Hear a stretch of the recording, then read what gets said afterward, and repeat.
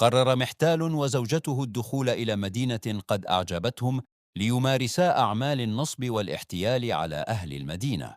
في اليوم الأول اشترى المحتال حمارا وملأ فمه باليارات الذهبة رغما عنه، وأخذه إلى حيث تزدحم الأقدام في السوق، فنهق الحمار فتساقطت النقود من فمه، فتجمع الناس حول المحتال الذي أخبرهم أن الحمار كلما نهق تتساقط النقود من فمه. بدون تفكير بدأت المفاوضات حول بيع الحمصار، واشتراه كبير التجار بمبلغ كبير، لكنه اكتشف بعد ساعات بأنه وقع ضحية عملية نصب غبية، فانطلق مع أهل المدينة فورا إلى بيت المحتال، وطرقوا الباب فأجابتهم زوجته أنه غير موجود، لكنها سترسل الكلب وسوف يحضره فالورا. فعلا أطلقت الكلب الذي كان محبوسا، فهرب لا يلوي على شيء، لكن زوجها عاد بعد قليل وبرفقته كلب يشبه تماما الكلب الذي هرب.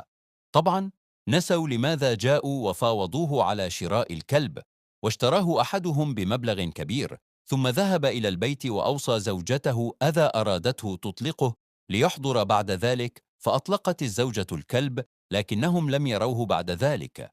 عرف التجار أنهم تعرضوا للنصب مرة أخرى، فانطلقوا إلى بيت المحتال ودخلوا البيت عنوة، فلم يجدوا سوى زوجته، فجلسوا ينتظرونه، ولما جاء نظر إليهم ثم إلى زوجته وقال لها: لماذا لم تقومي بواجبات الضيافة له الأولاء الأكارم؟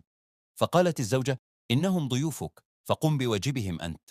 فتظاهر الرجل بالغضب الشديد، وأخرج من جيبه سكينا مزيفا من ذلك النوع الذي يدخل فيه النصل بالمقبض، وطعنها في الصدر، حيث كان هناك بالون مليئا بالصبغة الحمراء. فتظاهرت الزوجة بالموت. صار الرجال يلومونه على هذا التهور، فقال لهم: لا تقلقوا، فقد قتلتها أكثر من مرة، وأستطيع إعادتها للحياة مرة أخرى. وفورا اخرج مزمارا من جيبه وبدأ يعزف، فقامت الزوجة على الفور أكثر حيوية ونشاطا، وانطلقت لتصنع القهوة للرجال المدهوشين. نسى الرجال لماذا جاءوا، وصاروا يفاوضونه على المزمار حتى اشتروه منه بمبلغ كبير جدا.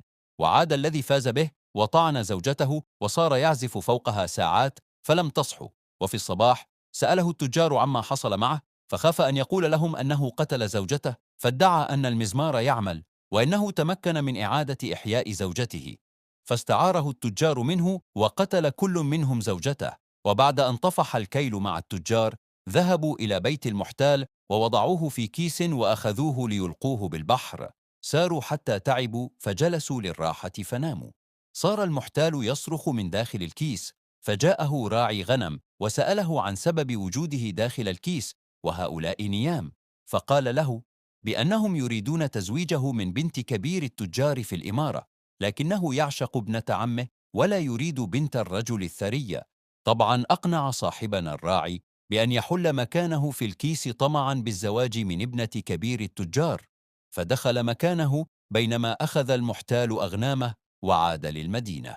ولما نهض التجار ذهبوا وألقوا الكيس بالبحر وعادوا للمدينة مرتاحين، لكنهم وجدوا المحتال أمامهم ومعه 300 رأس من الغنم، فسألوه، فأخبرهم بأنهم لما ألقوه بالبحر خرجت حورية وتلقته وأعطته ذهبا وغنما وأوصلته للشاطئ، وأخبرته بأنهم لو رموه بمكان أبعد عن الشاطئ لأنقذته أختها الأكثر ثراء التي كانت ستنقذه وتعطيه آلاف الرؤوس من الغنم، وهي تفعل ذلك مع الجميع. كان المحتال يحدثهم وأهل المدينة يستمعون، فانطلق الجميع إلى البحر وألقوا بأنفسهم في البحر، وصارت المدينة بأكملها ملكا للمحتال.